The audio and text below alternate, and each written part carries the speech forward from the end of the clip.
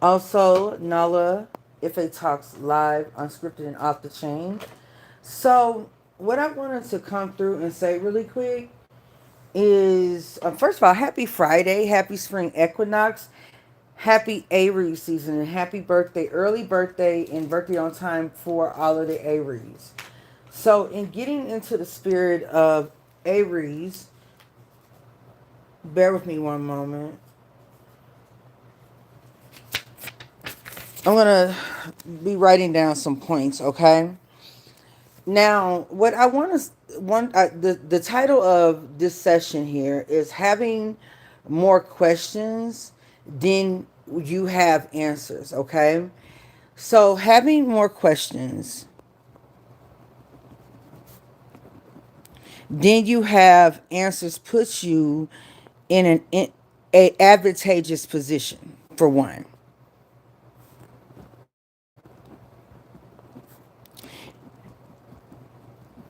And let's talk about why that is, okay? Essentially, when a person has more questions, they are enlisting or obviously asking someone who they perceive to be knowledgeable about a idea or process or something. And in that question, especially the more carefully thought out the question is, the person who's receiving that question and who's answering that question actually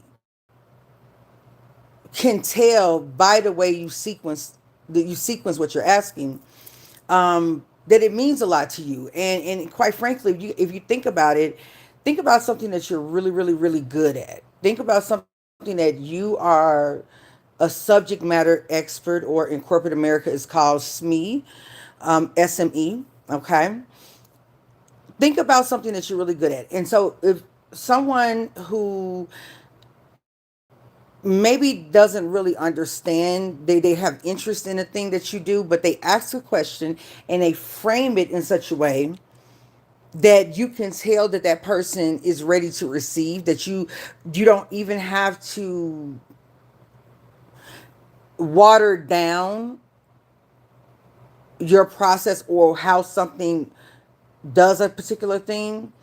It's really comfortable. It's very comforting. It's a way in which you can start to build relationships, okay? Essentially, people love, one of the things that when I was in sales that actually helped me is that people love talking about themselves, okay?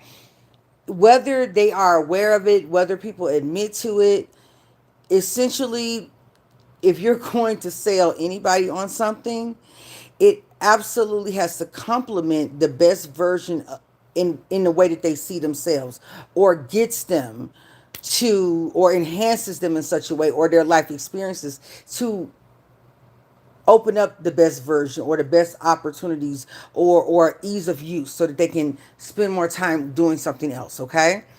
People love to talk about themselves, and I think that a lot of times in the spiritual community especially, there is this rush, especially if you call yourself a reader, a medium, an astrologer, even though that is not so much of the occult, but the occult absolutely is benefited and enhanced 1,000 times over by the use of astrology as a science, as a scientific principle, as important as any other science to be studied, if not one of the most important sciences. And also, I'm not trying to be funny and correct anyone, but astronomy comes from astrology.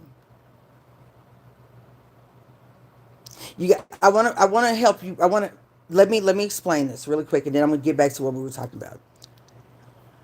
Think about yourself as a human, right? Like a lot of people who don't really follow astrology and all of that jazz, right? They may not see use for it in their daily life. But I want you to think about if you were from 10,000 years ago, you were a part of the hunter gatherer, you know, time frame. And it's around the time where you're starting to use tools to make your job easier, whether that is hunting, using bow and arrow, sharpening your knife, using different types of natural materials to create a cutting device or a device to separate flesh from skin. Okay, coming up with ways in which to break up the earth in order to plant things. You're going to probably start to pay attention as you learn the earth and you're able to manipulate the earth to grow things for you, to create more livestock for you. You're probably going to start paying attention to seasons, when certain types of vegetation grows, when it dies, when the temperatures change, right?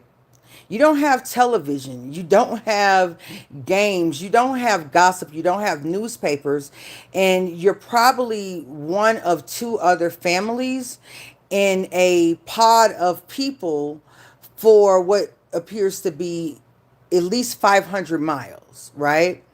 There could be some other people in between 50 miles, but you're on foot. So we've not, at this point, domesticated horses in a way. We've not yet, we're still utilizing tools and to build structures, okay? I think that it would be advantageous if you notice that this time of year, this season, this happens. This particular thing happens to the temperature, to vegetation, and that it happens from this month to this month. And during these other months, we see that the stuff no longer grows. It dries up, it withdraws, leaves fall from the trees, right? Okay. Generation after generation after generation is going to start. I mean, just the idea of recording data is an invention of evolution to improve one's ability to provide for oneself. So it would behoove you, if you are to survive, to start measuring and becoming intuitive with the cycles of the very earth that you are living off of, right? Now, again, you don't have, you at this time, you may even have makeshift instruments. You may have a language, but for the most part, you don't have modern convenience. And I know that I'm actually being obtuse here because I am really, to be quite honest with you, I think that I am not being very honest, because I truly believe that we as humans in some form existed far more advanced than we are now. If we were talking about the Kardashev scale, we were probably at 2, if not 3. I truly believe that. Okay. And so you can take what I'm saying with a grain of salt if you can't appreciate what I'm saying. But I truly believe that there has been events that restarted life on earth as we know it. But just for the purpose of this example, I'm going to go with the narrative that a lot of people follow, and that's this hunter-gatherer society, and that being the beginning of humanity. Okay, I truly believe that there were far more advanced societies, and due to errors that we are currently facing and repeating because it's such a distant past, or maybe it's the distant future, okay, that we pretty much reset the clock, okay? And I know I'm not alone in this. There's tons of stuff on it. I'm sure that you've been inundated with your crazy conspiracy theorist friend. Okay, nonetheless, if you're on my channel, you absolutely are missing a couple of marbles, or you have a couple of more than everyone else. Okay, you decide what that means for you. But nonetheless, you start paying attention to the seasons, okay? In paying attention to the seasons, you obviously don't have a lot of things to take your attention. You don't have light pollution. You don't have buildings. You don't have street lights. You don't have stadiums. You don't have cities with tall skyscrapers. You don't have noise pollution. So that means that at night, the sky is really, really, really, really dark. And if we go back even 15,000 years, the orbit of certain planets and their proximity to us were a lot different. You can actually look up, this is why I challenge a lot of people's ideas around Saturn, because Saturn was considered the original sun because of the orbit of Saturn, which went from the Earth's perspective in front of the sun. So it created this black hole in the sun. It was considered to be a sun for the earth, for those who interpret it that way. What that also says to me, shout out to those, to Elon Musk, he put up a thing about we are going up on a Kardashev scale. I want to challenge those. I'm finna jump over something. I often do this. I can't be on here all day talking about this because it's a lot of energy for me. And I am conserving my energy for where I feel that I can speak like this. And it would be in a way that is beneficial to me and those who I'm speaking to received well. I have a theory about Saturn. Okay. Notice I said that I don't believe in a hunter gatherer after us evolving from some ape. Okay. I don't believe in that. All right. As long as humans have been here in societies, we would have seen evolutions to us that were what we were able to record over 5, 6, 7,000 years. I guess at the time, from now that people start to actually record data. Okay, and transliteration of data or translating. Transliteration is to translate writing from one script or one language to another. Okay. Where we started to officially do that in between different cultures of people, different languages, right? We would have seen some evolution in humanity to help support this idea of this mythic form. Again, I know that there's science that supports us evolving from an ape. But my thing about it is that why are there still apes? You know what I'm saying? Like if we evolved from an ape, we shouldn't be able to find that ape anywhere in the world.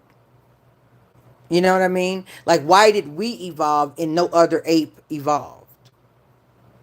But again, just me, theorizing. But anyhow, with that, with going with what I was going to say is that at some point in history, Saturn was considered to be the sun. The reason why I am also saying that we don't understand what Saturn is, and Saturn is a satellite. Saturn in at least esoteric astrology is the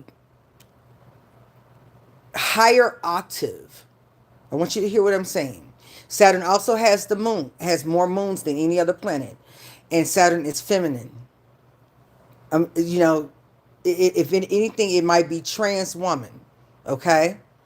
And that's literally changing from woman to masculine. That's with the parts to do the birthing to the parts to initiate the process to impregnate or to fertilize a seed. Okay? Saturn to me is probably one of the most iconic planets in our solar system outside of the sun itself. And the old sun was considered to be Saturn because of the way Saturn's rotation around the sun existed from the view of us here on Earth at this time. And it was recorded as from our perspective, creating again some sort of disk in front of the sun. I would argue that if you checked out some of those videos, in which I talked about the civilization types, where you saw them harnessing the energy of the sun, right? And using it to further our ability to expand, not just within our solar system, but past our solar system and further, okay? Or even just being an energy station that can be utilized by life forms here and those that are connected, because now we have the knowledge, we have the awareness, and we even have use of a certain density to be able to see or interact with other type of forms of life. It is my expressed thought that Saturn was such a planetary body, not a machine built by human hands, but instead an emanation for the purpose of harvesting the sun's energy to advance this solar system at some point in time. Just because of the reference of Saturn and what Saturn was considered to be in conjunction with the solar cycles, it was considered to be a solar energies. I mean, out of all of the planets, I think, what is it, Neptune and Saturn have rings around them, a halo, if you will. Okay? And they have their own gravitational pull. A lot of planets do, but Saturn has the most moons, and that to me denotes that Saturn's orbit, as it widened, it crashed into a lot of objects as it became further from the sun in our solar system, that there was a lot of crashes or interactions with asteroids and several other things that created these moon-like structures. Hell, even the moon that we have, being that, again, a lot of this stuff doesn't come from some group of people who from Western astrology just came up with some shit. No, there are stories that predate what we understand astrology to be to give reference to astrology. But I believe that as Saturn's orbit expanded, there were collisions that helped create these moon-like structures and objects, which helps us center around why in esoteric astrology Saturn is the higher octave of the moon, because Saturn birthed the moon. The esoteric ruler of the moon is Neptune. Okay, but the higher octave, meaning the highest, the more advanced version of what we understand to be the moon, it is Saturn. So this is the reason why I call moons satellites that ultimately connect information and data through a matrix system across our solar system. And Saturn is the rings of Saturn act as a this is gonna sound crazy as hell. The rings of Saturn for me and the rings of Neptune act very similar to a vinyl record, in which as it spins, it gives data from from satellite information to some sort of mechanism that exists well past our understanding. Saturn is a lot more than we understand it to be. You understand? And so Saturn being what we being considered to be Bina, and happy Saturn, the Sabbath is named after Saturn, and Bina is the supernal or the grandmother of life, all life form. Okay, it's Bina, and it's Saturn. That is the seat of the highest Trinity, as we are concerned. Okay, and above Saturn, and in relationship to Saturn as Bina, you have Chakma, and Chakma for me is Uranus, but some people say for them it's a version of Jupiter. Jupiter, but that is the supernal father figure, which represents the information of, or I believe that Chakma represents the information, the raw God knowledge. The understanding of that God knowledge comes from Bina. And I don't know about you, but having to understand what structure is will quickly learn you something about the world around you by observing limitations which give you something to measure. I can't plant oranges and expect to grow oranges in this time of year. So I'm limited to when I can harvest or plant oranges. That limitation allows for me to make what? A observation and a calculation.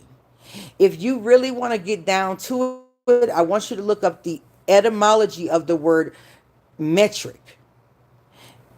And when you find out what metric is, then you may realign yourself as to what it means to be a ruler, what it means to be an angle, and what it means to be in a matrix. Okay? They say Saturn is the lord of time, or I call Saturn the lordess of time. Well, time is a instrument of measurement, is it not? So, in order to have the understanding of God knowledge, or to have the gnosis of God knowledge, we require Saturn to show us the edges, so that then we can make intelligible records and writings through our study, so that we can then manipulate the limitations to expand our abilities. You see that wordplay that I just did there? Okay? And this is really me making a guesstimate. I do not proclaim to know everything, but without understanding where the edges and the end is, you're not able to go further.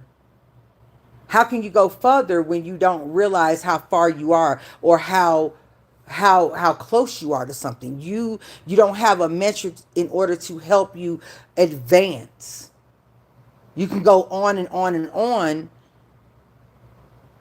not caring, but that would be a form existing without, like, it maybe existing without, like, without human life. You wouldn't be here as a soul experiencing human life if your soul was disinterested in understanding something, or having a metric or a ruler. And I want you to hold on to the word ruler. I know that we associate that with monarchies and such, okay? I want you to hold on to the word ruler, and I want you to hold on to standard, okay? Because the ruler should be something that is the most optimal specimen within a group, because it sets the bar, right? So someone who is in any position of leadership or ruling anything should be the best specimen for which we can measure ourselves from. So look up the etymology of ruler, look up the etymology of metric, and look up the etymology of measurement, and you're going to come back to something that helps solidify my position with Saturn being a feminine energy, and helps support the old Kabbalists who were Hebrew. Not so much this Zionist stuff, but I don't know much about all of that stuff. But that supports their the origins of Christianity in Ethiopia, and some of the Hebrew people that originate in those lands. It helps support why they considered Saturn to be feminine and to be a supernal mother. That is Supernal. Supernal. Look up what supernal means as well, okay? And then the crown of the Trinity is the child. that's born from the union of the divine supernal mother and the divine supernal father. And that is gnosis, that is Keter, Keter or Keter, Keter. And you can find all of this on the Kabbalah tree of life, okay? Saturn enables us to make sense of the world around us so that we can record data. We wouldn't be able to take notes, record data, measure things, even observe a thing, or know that we need to observe a thing if it wasn't for wisdom, which is why Saturn is also associated with Sophia, okay? Which is, if you read tarot, the world card is considered a Saturnian card or construct. And that woman that's in the middle, that is Sophia. Sophia is called wisdom. Saturn is also connected to the high priestess. The high priestess per Judaism is the Shekinah. If you ever see them do that, those fingers that look like, you know, the way that they would hold their fingers on Star Trek, where they take the V in the middle, that is a symbol that is initiated by the Jewish or Hebrew Kohans or spiritual leaders to represent the the entrance of the Shekinah, which is the divine feminine principle, the divine supernal mother. Okay, and all of this goes to Saturn. All right.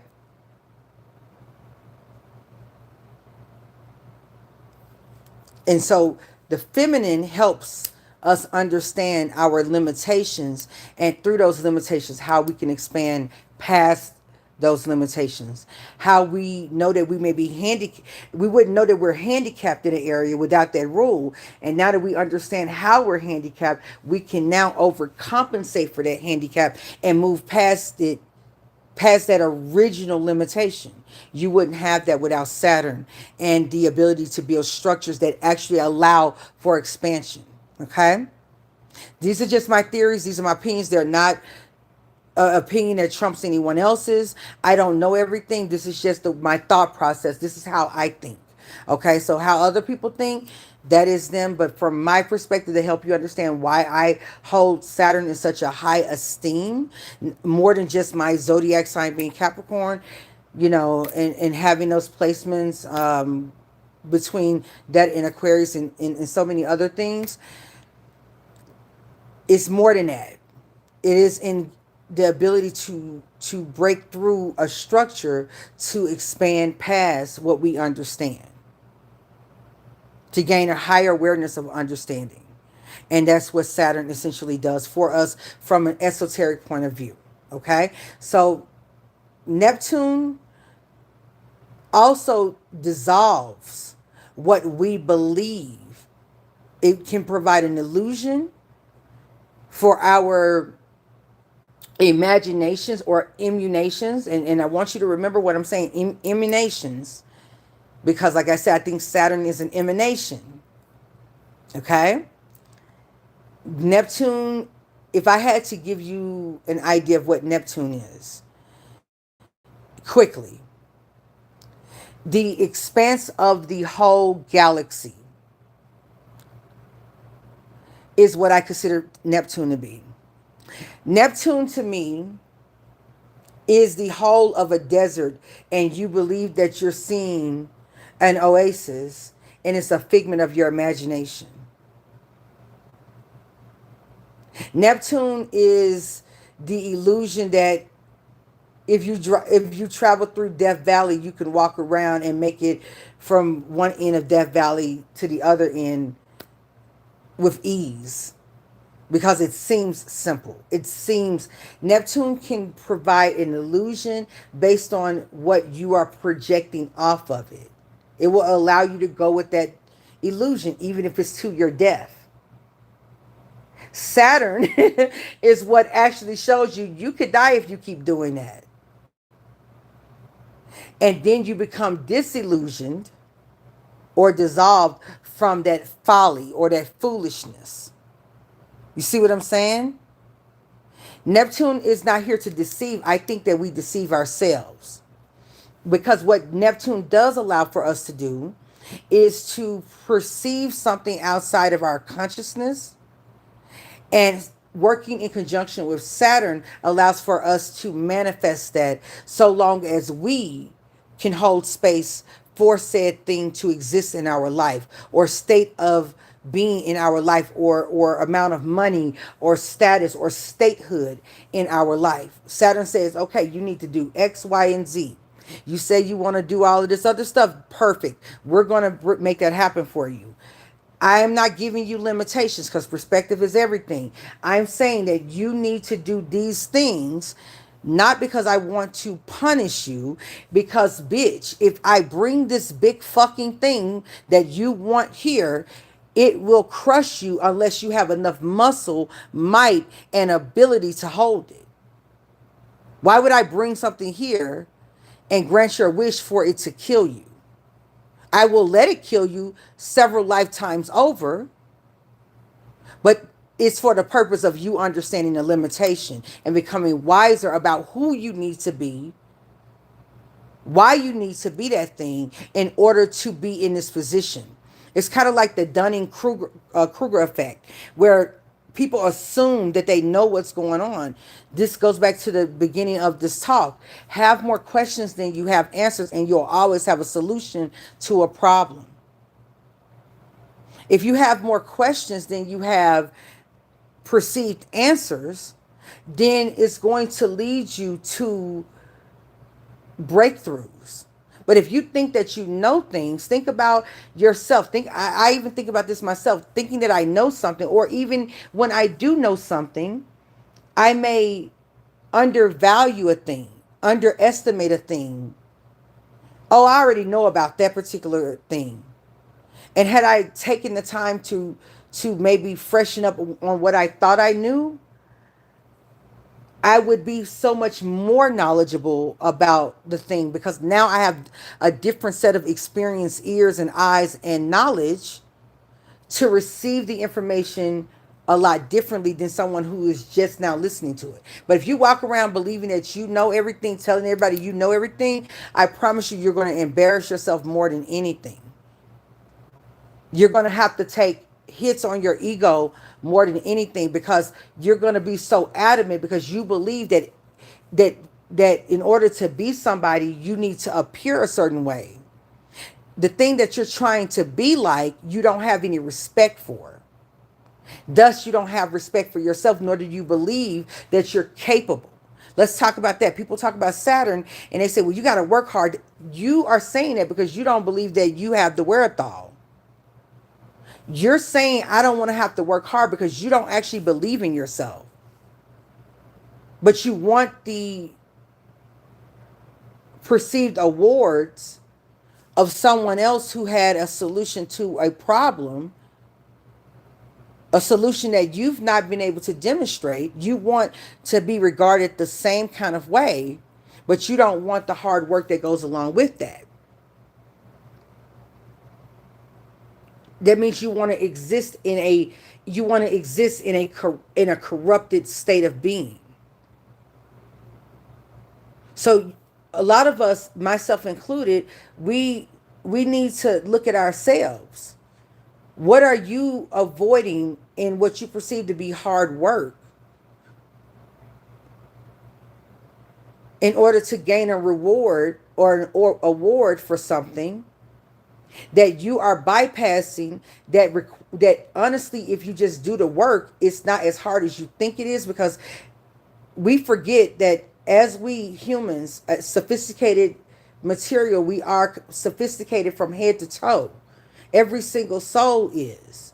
Every single soul in a body, just to have the awareness to incarnate here. We seem to forget that when we are up, when we have pressure placed upon us, that eventually we start to develop muscle to not only support our weight and support our ability to stand up, but in order to support us in being able to move it away from us. You develop muscle over time. So your body, literally your physical body and your mental body, your emotional body and your spiritual body, develops the might over time that would then give ease and allow for a level of slack to what you perceive to have been hard work. Hard work becomes easy when you start breaking it down and re-engineering the process. But in order to be an engineer or to break through something, you got to know it. How are you going to deconstruct some shit that you don't even know how to construct? You're going to give a lot of opinions, and you're going to be saying a bunch of shit that doesn't amount to anything. I know in some areas of my life, until I had to be humbled and see, oh, this thing I was so sure of, this way of doing things I was so sure of. Thank God I was humbled, because I wouldn't be able to see what I'm seeing as far as my own thing that, that I'm investing my time into. Without being humbled, you don't understand how great you are. Like, humility is a gift. It's a gift to royal people. How are you going to rule something when you don't understand your limitations, and you don't have the ability to have joy and to feel rewards and to feel accomplished when you overcome your limitations? When you become the ruler over those limitations, you don't even have that natural oxytocin and those natural endorphins that comes from overcoming, because you were trying to bypass what you perceive to be hard work, because you don't think that you actually have the wherewithal. So if you don't believe that you actually have the wherewithal, why are you wasting these people's time? Why are you trying to make us all weak like you? Why do you want to be in a position of authority and make us all weak, and have us all be, mentally, physically, emotionally, and spiritually weak like you are, and to have a level of retardation due to an arrested development like you? Why do you want us to turn down so you can turn up? It's because you don't believe in yourself. But you're so delusional that you don't want to put in the work to even prove your fears wrong. But you have the audacity to be jealous of someone else who put the work in, faced their fears, incur losses in order to have the gains that you see. That's not fair. And so the fairness, the idea of fairness is a construct that we measure by what our limitations and what our limitations we've overcome, and how much we can expand. So again, you can't expand a conversation, a subject, a area of focus, a science, if you don't have questions. Most of the most brilliant, heavily degreed scientists, all they do is ask questions. Engineers, all they do is ask questions. People who are revolutionary, all they do is ask questions. Why can't I do this? Why don't we have this? Can this be done? To be in a position and to have simplified answers means that you're not adding anything to the world in actuality. But when you have questions, you start to plant seeds where other people have additional questions and expansion, and people can come together to find the answers, or find out why that particular answer needs us to tweak the way in which we approach the subject in the first place. So I said all of this to say this. Have more questions and you will always have solutions. If you always have the answer, Sway, then you will rest on your laurels. You don't have a reason to expand if you know everything. The more intelligent you become, it should become very much aware how much the more intelligent you are, you should become highly aware of how much you don't know. Because you have a metric that you've been able to observe through your brilliance of how and what it took for you to get from where you were in elementary to Einstein. You have an understanding of the many different hypotheses that you got wrong when you actually got the answer, how far off base you were, and you understand now what it takes to find a solution. So you don't allow yourself to be limited by believing that you have the absolute truth. And even what I'm saying, absolutely what I'm saying can be tweaked. I may not even be the best person to translate what the point I'm trying to get across. Okay? But have more questions than you perceive to have answers. What makes me a great intuitive is the fact that I know I don't know everything. It's the fact that I may read something in a reading and I was right, but I was wrong. Meaning that I was right. I read the thing and I said it, but my interpretation based on what I understand limited me from seeing it from a perspective that later on was revealed to me that this was the perspective that you were predicting. Okay? It's through that experience that I'm able to expand my scope and my range in my abilities. But it takes time. And it's not the type of time that people do when they don't want to do. People who don't want to do hard work, who try to bypass, actually work harder than the people who do the work. They actually work harder. Okay? If you do a crash diet to lose weight, for instance, and let's say you eat only so many calories per day and you're trying to lose 75 pounds. And once you lose that 75 pounds, do you know how fat you'll get if you weren't working out? If you weren't normalizing your caloric intake based on your energy output? So now you got to work harder because you fucked up your hormones and you screwed up your glucose levels. You screwed up your insulin. You screwed up other systems in your body and thrown them out of whack with this particular diet that now, in order to lose the weight, you got to work harder than that than if you had just took a much more sensible route and stuck to your goal. You work harder trying to not work. Okay? You end up letting people shit on you more, waiting for someone to take care of you, and not having value that's tangible that you can bring, that is measurable, that you can bring. You become everyone's whipping boy or whipping girl when you're on someone else's tab. You're not finessing a damn thing because they can tell you how worthless you are if they are sadistic. And there's nothing you can say. Because if they drop you tomorrow, they are your whole life and you will find out just what your worth is. And it's going to be that much harder for you to develop worth after experiencing luxury for just existing. That means that your livelihood is in the hands of somebody else.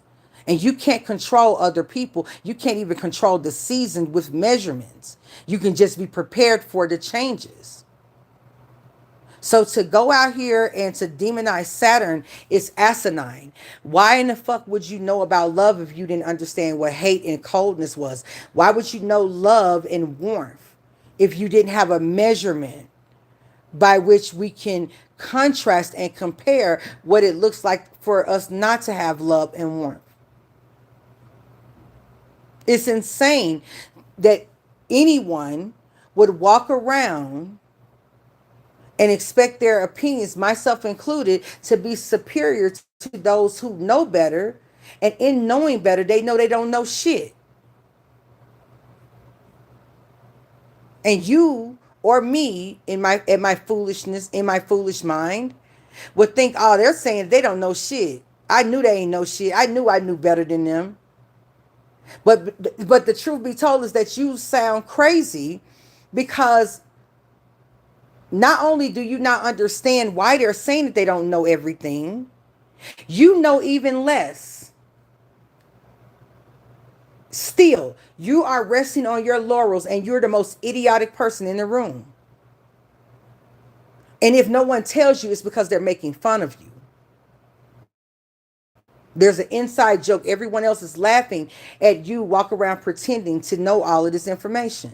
That's why they ask you stuff and say, oh, great. You know what? I didn't even know the answer to that. Thank you so much for giving me that answer. And they go back to their group of friends and laugh at you.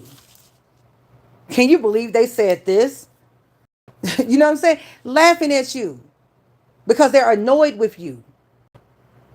How dare you walk in here like you know everything and you can't even tell us the sum of 1 + 2? You know? So even the process of learning and observing things for what they are and having questions also ensures that your reputation is yours to control, and it is not being controlled by your ego, pride, or fear or shame, but instead through your own knowledge and gnosis. Your confidence is yours to have and not yours to perform. You know? So I'm saying this, I'm not saying this to be mean. I'm actually saying this in an honorable way, but it serves you to allow yourself to be stupid.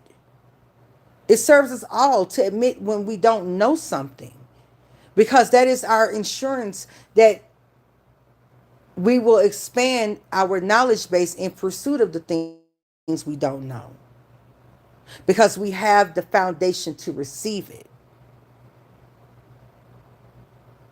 Okay? So have more questions than you have answers in this season. Saturn is going to officially be transiting through Aries, and this is a Saturn in Aries can be a formidable position, because once one learns how to mitigate Saturn's requirements, Saturn is at fall here, or yeah, at fall here, but they can make this position one of the most powerful. You would become unstoppable, because now instead of seeing Saturn as a blockade, you see Saturn as insurance and evidence of your might. You see Saturn as the ruler that you can show the different notches of where you started and where the fuck you are, and why you deserve the role that you are in. And let it not be misunderstood by anyone that you are the shit. And even though you can say that, the more you know, the less likely you're going to walk around saying that. Because the more you know, you understand just how much more there is for you to learn, and how many people or others who are far better at those things than you are. Which means that you know how to delegate tasks. You know who to reach out to make a thing happen. You are a solutionist. No manager no one can be a great manager unless they are able to be honest about their shortcomings, and they're able to then with diplomacy bring in those who are stronger in those areas than they are, to make sure something moves forward smoothly. Okay? So on this Venus day, I just wanted to come here and hone in on that. What we understand about the known universe, the whole idea about astrology that I was getting to as to why astrology predates astronomy, is that the average man, even today, is going to record information based on their necessity, right? So if I know that these flowers grow every year at this time, these perennials or annuals, right? They grow at this time all the time. This could be flowers, these can be fruit, vegetables, whatever, okay? Then I'm better able to make sense of what I need in order to harvest, when I should be harvesting, when these are ripe or ready for the picking, and what type of shelter that I need to store things in over the period of time that those said fruit, flowers, vegetables, grain is not as abundant. I'll have a storehouse because of the fact that I'm able to master the land in front of me. I'm able to make measurements. So you had a group of people based on what their needs were, following the days. They would also pay attention to when the sun rises, when it sets. There's no light pollution, so you're looking up at the sky.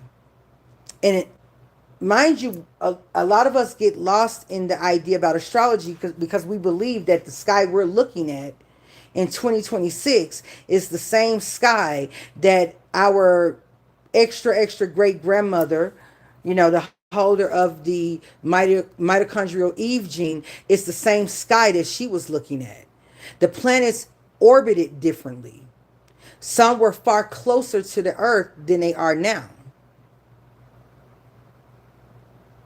But without gnosis, without knowledge, you wouldn't know that. If you didn't have questions as to how are these ancient people knowing about Saturn with no telescopes.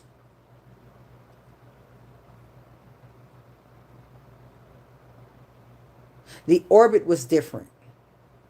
And in a different type of orbit, you have a different gravitational field. You have a different need for the human body. The human body as it relates to height, short or tall, dark or light, kinky or straight,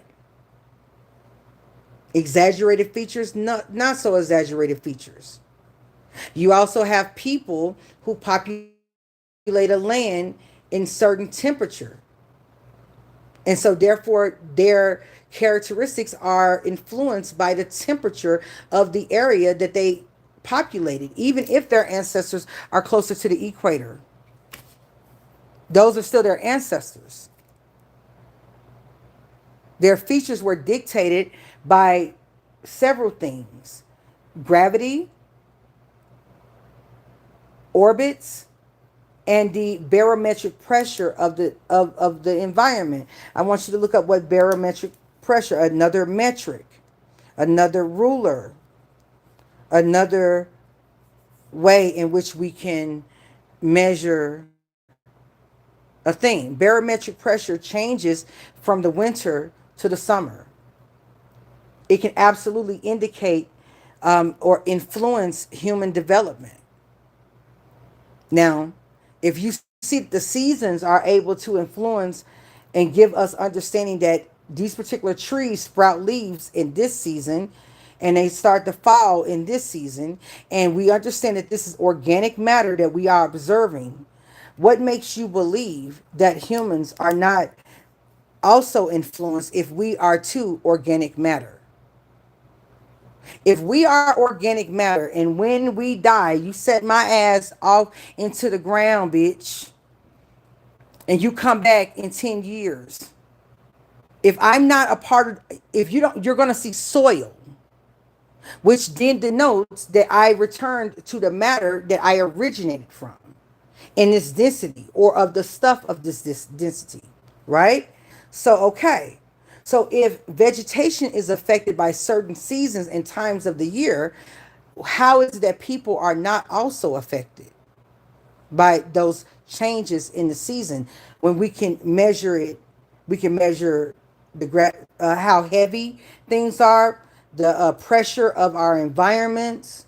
We can see how, having a rainy season changes our level of humidity, or an arid climate that became a desert due to some sort of apocalyptic event that moved land masses in such a way that reduced the inflowing of water to this area that used to be under the ocean. Okay. All right.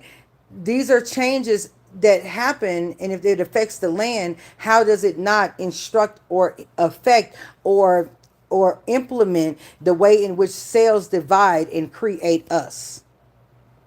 Okay, that's just the question that I'm levying here. And again, the ancients, we're always thinking about what we would do right now.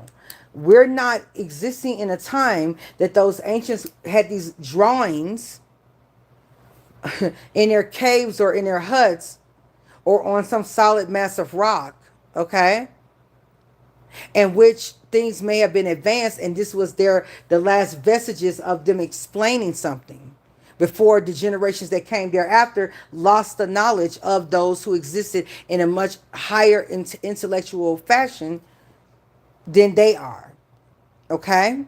We're assuming that the sky looks the same today when we clearly have evidence to show through seasonal processions and orbit and changes in orbit and the constant change in orbit that how close or far planets are today is not the same. They were a lot closer to the Earth so many thousands of years ago. So, yes, are those civilizations advanced? I would say we did have advanced civilizations. However, their indication of planets could very well have been from their physical eyes and point of view and the way those things orbited and how it influenced life here on Earth. Okay? I do believe on a spiritual tip that Saturn is an emanation and Saturn is a harnessing device. It is a radio signal such as Neptune, and I truly respect the fact that Neptune is the esoteric ruler of the moon and Saturn is the higher octave. I believe it is through Saturn that we become knowledgeable about other solar systems around us. So then that debunks this notion that Saturn has limits. No, you have limits that you've not done the work to overcome. Saturn has the intelligence to understand the metric or the rule of law in this particular environment. And it has the apparatus in order for us to understand in its orbit and in its spin to influence the movement of our celestial bodies. You are limited because of your lack of awareness. Saturn is not limited. And that's a good thing. One last thing before I go. Stop trying to relate to people through your limitations. Because your ego and sense of self is so fragile. Stop disrespecting yourself, then giving yourself permission to disrespect other people. Okay? Why are you running around here relating to other people through your limitations and then turning up and getting your feelings hurt when that person supersedes your limitations? I mean, this is a whole other human being who you didn't have anything to do with who they are as a person. But you're projecting your limitations because all you know is you and what you can't do and what you refuse to do onto the next person. And then you got the audacity to get jealous and to be hurt when this person who you try to make life hard for supersedes and goes further than you thought them to go. You deserve to have your feelings hurt. That was your fault of making an uneducated guesstimation. A hypothesis, if you will, with no notes, no observational skills, no real wins in your life to show that your way of thinking actually leads to a breakthrough. You got a lot of wishes and you don't have enough whales. You understand what I mean? Are you picking up what I'm putting down? That's me. I'm talking to me too. You have a lot of wishes, but you don't have enough whales. Whales store water. And water is information. You don't have enough to store that because you know so much, because you're too embarrassed to be who you are. Your poor opinion of self is affecting you in ways that you can't even perceive. And it's making you look crazy out here because you're not able to tell that someone who you could have made an ally, that was a weapon of mass destruction in the best and worst ways, but due to your lack of knowledge and your limited scope on you, you were not able to make a measure of the character of them. And you assumed them to be with the bullshit and the bypassing that you are with because that is the only experience you have from your childhood and your environments because you're too fearful to challenge the pen that you found yourself in. Won't even get out the mud enough to rinse and rinse yourself off. You don't have to exist with flies on your ass, baby. You don't have to exist with ulcers and rashes from sitting in shit all day. You can exist like a civilized human being. You just got to believe in yourself. And instead of pissing people off, making enemies because you underestimate the brilliance of another person, because you underestimate your ability to be brilliant. Okay? I'm never going to tell someone they're limited. Why would I do that? I want to know that if you are whooping my ass, what it took for you to do so that you will never have the opportunity to do it again. I need to know how much more superior someone is at a thing than I am. So I never underestimate anyone.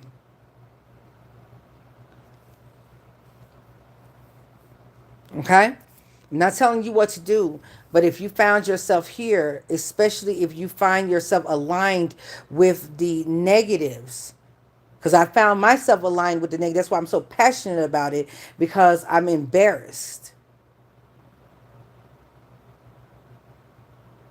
Whatever intelligence that I do hold has been a humbling experience. But it's through that humbling experience that I can adjust and show up for myself that's befitting of what I've went through and what I've built and what I am to be. But understand this, the more intelligent you become, the more cringe what you used to do should become. Does that make sense? Okay?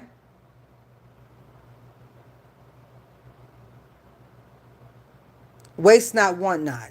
You don't have to go and rely on other people's opinions about who you are and you change because that person said change. No, that's not what I'm saying. What I am saying is that you can leverage what people do as a measuring tool that lets you know exactly where they're weak in. If someone is just criticizing you with no solution, it's because that person doesn't know how to do anything. And they're trying to discourage you because you winning, you succeeding, means that they are not what they said they were. They are not what they want to believe that they are. They're threatened. And you don't do it for other people, you do it for yourself. I don't even feel good when someone who underestimated me sees me overcome a thing. I feel bad that I even had to be exposed to someone so horrific and so sad, and that I'm in horror that if I didn't know better, I could have been just like them. I don't feel good when my enemies show themselves to be a failure by how they treat me and other people. If anything, I'm far more thankful that something in me saw more for me and ensured that I wouldn't be in a peanut gallery, wasting time bitter, angry, and ineffective and underwhelming.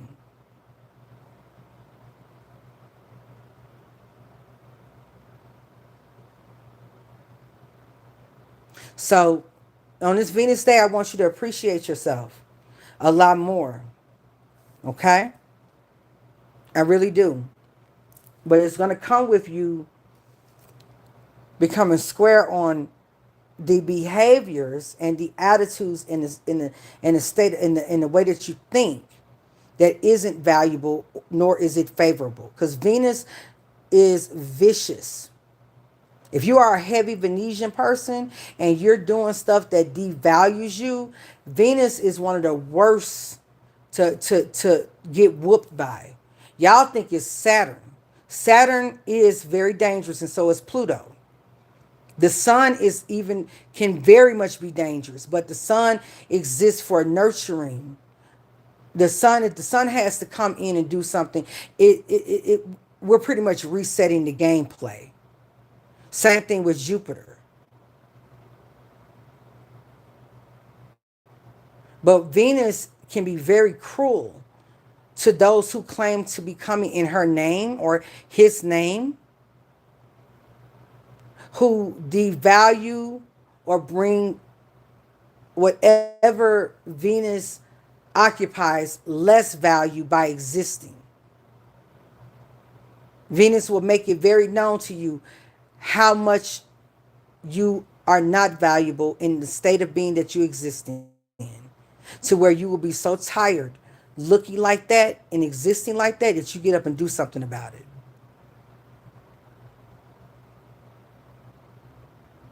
Because how can you love anyone else, appreciate anyone else, unless you know how to love and appreciate yourself? You know why you need to love and appreciate yourself? Because that creates what? A metric, a bar, a measurement, a standard as to what you will and will not put up with. Because of the standard you set with yourself by what you will and will not put up with as it relates to you from you. Okay? So this is why Venus is laughing at you when you ask why he treating me or why she treating me like that. I'm giving them all this love. That's why she's laughing at you. What love you giving them? Are you serious? You must be joking. You're not giving them love. You're distracting yourself from yourself because you don't like you. And so they're following your instructions and not liking you either. The fuck? That's Venus in a gruff way. Very street, the way I spoke, very common, the way I broke that down.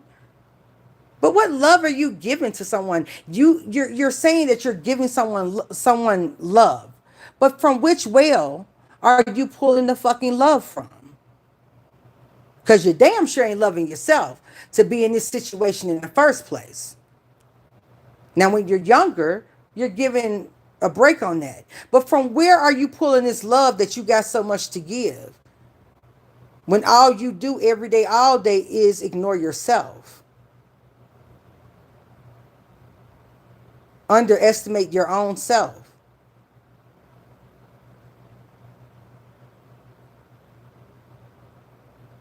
Sending all these damn memes on social media talking about some, you better appreciate me.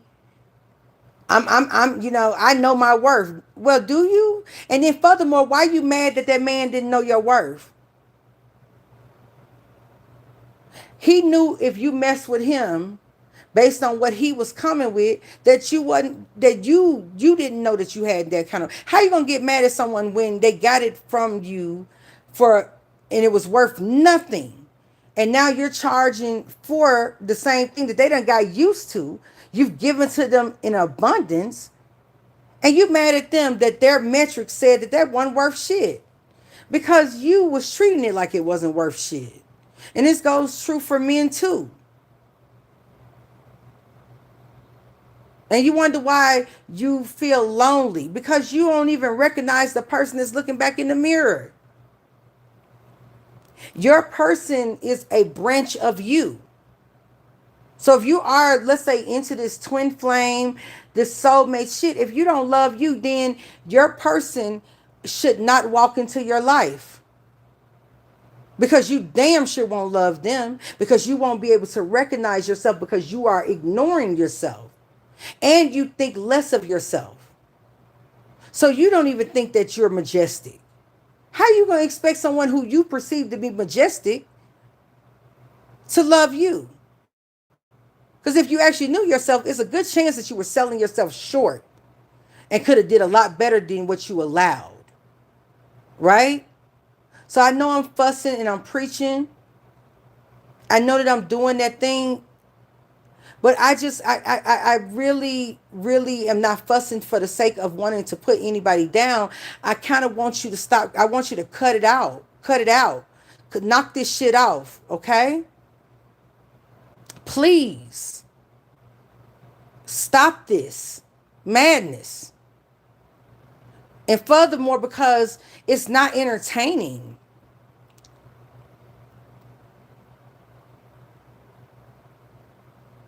It ain't funny either. Ain't shit funny about it.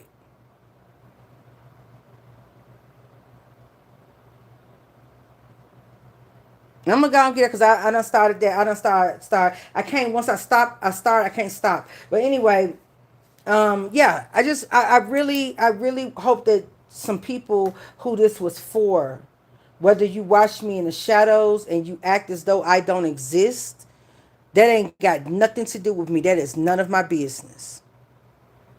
Today was my portion. This is my tithing for all the good that has been done upon me. I consider this to be charity work. If I'm not properly reciprocated upon from people actually viewing me and thumbs up in the video, then I'll chop it up as charity work and passing it on the way it was passed on to me. And what you do with it is up to you. But I will start talking. We will talk about some esoteric things as it relates to planetary bodies and what they actually do. And oh yeah, before I leave, the astronomy thing. Okay. So astrology, just like the seasons, just like when the sun sets, when the sun rises, the moon, when the moon is full, when it is half quarter, when it's waning or waxing. And just so people know, me and my mom are eclipse babies. Me and my mom were born on waxing gibbous moons. Isn't that weird? And we both have the same north and south node. That's weird, isn't it? But it's not when it's a soul family. But anyway, nonetheless, moving from there, um, the measure to even have the gnosis of the moon is waxing or is waning in size indicates a need to know how the moon's transit, how far the moon is, and even the characteristics of the way in which the moon is orbiting changes per season. That's why you have a lunar new year, you have a solar new year. Okay? The Chinese New Year is off of the solar measurements, okay? And it's very good for farming, quite, and y'all know Saturn. That's why I'm like, how is Saturn masculine? Saturn was actually considered to be the god of agriculture. Y'all do know that marijuana is ruled by Saturn, right? Mary Jane. You think it's a Neptunian thing now, baby? That's Saturn. Okay? Get into it. Also, cocaine is a construct of Saturn. So you would think all of this would be Neptune. The drugs even come. Because, I mean, who is not on drugs? Whether it's high on endorphins and life, bitch. Some people don't touch a drug at all, but they ass is always doing something dangerous because they get high off of the adrenaline. Even that, Saturnians drive very fast. So as safe as and as meticulous as Saturnians are, the reason why they're able to do some outlandish shit is that they know their limits. And they know how to break the limits. And we'll talk about that when I talk about Aquarius's ability to give life hacks. You got to beat the game of life in order to hack it, baby.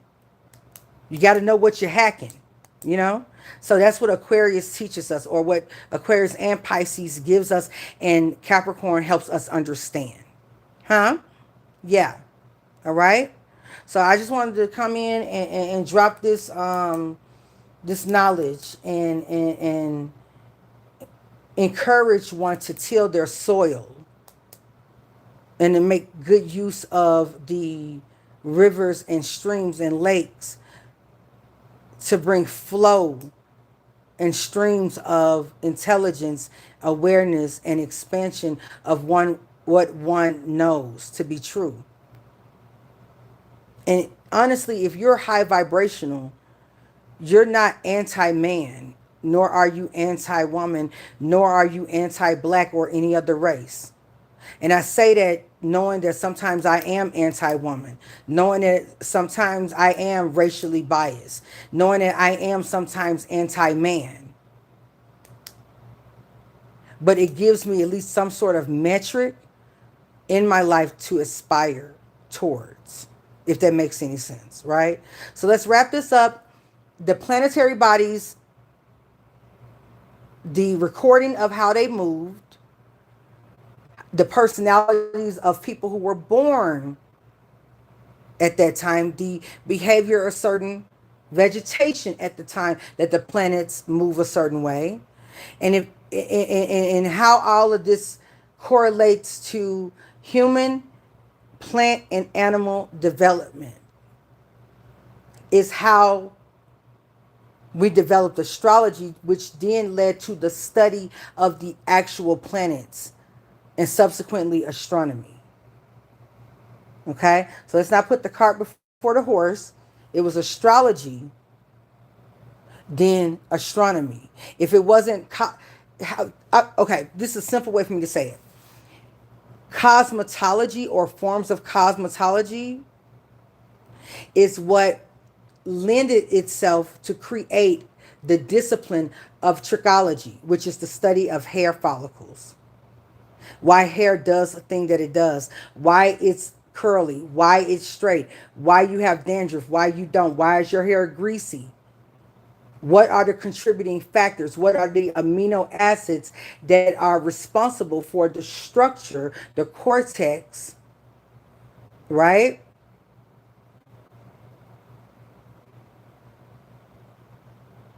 of your hair. Without a form of cosmetology and the questions that were asked in doing men and women's hair, you wouldn't have the scientific discipline or the medical discipline of trichology. I believe I know trichomonious is when they start pulling their hair, but I think that it's called trichology or something, not trickology like you're a trick. Okay, but we wouldn't have that without cosmetology first. So when you're thinking about astronomy, think of it from that perspective. What was the environment that created the question that then gave us the solution and the focus and the discipline that is astronomy, astrology? Okay? Right? That's a simplified, when I say a very, when I'm super simple way to explain how astrology begets astronomy. We didn't even have certain metrics to measure. We didn't even, first of all, as I'm going to say this right here. If you want to know why I'm saying this about astronomy, look up at what's called the ephemeris. An ephemeris tells you what the gives you a guesstimate of planetary bodies and their position in the sky in reference to whether you're in the northern hemisphere or the southern hemisphere. Okay? That comes from thousands of years of observation. That's why astronomy exists, to understand what these planets are. Why do they affect the seasons or the rotation this way? Are they affecting the seasons, or are we affected through the rotation of our planet in relation to where they are? What, that whole thing, the distance. They ain't had no damn, well, okay, I'm not going to go into that. The whole thing, because I believe we were doing some other shit. But I just wanted to put that out there. You wouldn't have the study of hair without the question being created in cosmetology. Astrology was where we created the question, and what it is where we said, what is this? And the answer or the mechanism or the apparatus or the institution to find the answer is astronomy. Right? So I just kind of wanted to say that real quick. I hope that I brought that a little clarity to it, and it's up to you. It's your business as to what you think about me and what you think about what I said here. But next time you come to the table talking shit, to people who are astrologers, understand that if those people are making fun of you and laughing at you and embarrassed by you, they have good reason to be. Because to them, you sound like a caveman, especially if you've not put 10,000 hours of study into what it is that you're doing and saying. Because it's a good chance if you put 10,000 hours of study into a thing, right, you wouldn't be talking like that. There would be an intimate knowledge of how your life is improved and how it improves society to utilize this tool. So the laissez-faire way in which you are speaking is a result of your ignorance. That is the receipt of your ignorance. And it is a receipt of your limitations. Okay? FYI. All right, y'all. I'm out of here. Peace.